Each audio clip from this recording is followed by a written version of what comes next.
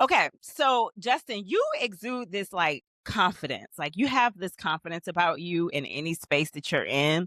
Where do you get that confidence from? You know, so far somebody told me that recently. I don't know if you know who Byron Bowers is. He's a I know comedian, the and he name. said that Uh-huh.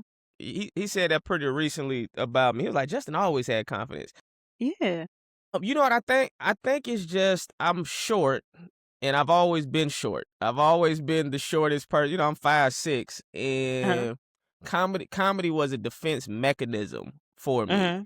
because I would get picked on for being so short, and so I think the confidence just kind of came with like y'all ain't gonna talk about me. Like you're not gonna continue to talk. So I gotta crack these jokes to get y'all off of me. And Mhm. within them like cracking jokes, and people laughing and people and the bullies or wannabe bullies would stop messing with me. It's like, Uh-huh. yeah, you know what I'm saying? Like back and then, so that's part of it. Uh-huh. Me doing martial arts is a part of it. So, I'm a Mm. black belt. So between being able to crack jokes and beat your ass if you don't like my jokes, it was that combination. Mhm. Women always like me, you know what I'm saying? So yeah, I never had to like really, I don't know, I was just always kind of like popular, if that makes any Uh-huh. sense, Uh-huh. because of my comedy, and I was always kind of cute.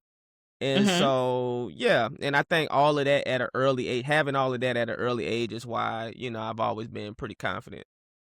That's amazing. So comedy kind of became like a defense mechanism. Like it was just something that you kind of had to.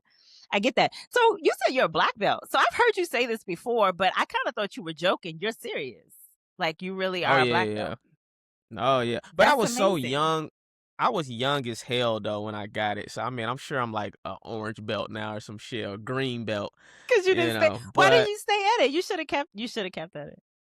what's so funny? The reason why I did it is because I realized I wanted to get into acting, Mm-hmm. and so I really got into karate because I was a fan of Bruce Lee and Jean-Claude Van Damme movies, and I told my mom like I want to do that, and she Mm-hmm. took that as I want to do martial arts. But what I really meant was I wanted to act like how, they were acting in films. Oh. Uh-huh. But I don't think I was able to articulate it or really pinpoint exactly what my aspirations were at that time. Mm-hmm. So once I got my black belt, I was like, okay, but I want to be on TV. And that's when I was like, well, let me stop. I felt like I was like, all right, man, I done got a black belt. I done met like most people don't even get their black belt. Most niggas quit at yellow or some shit. And I was Yeah. like, I done got my black belt, and I was like, all right, now I want to kind of focus on becoming like a TV and movie star. And so Mm-hmm. then that's when I transitioned.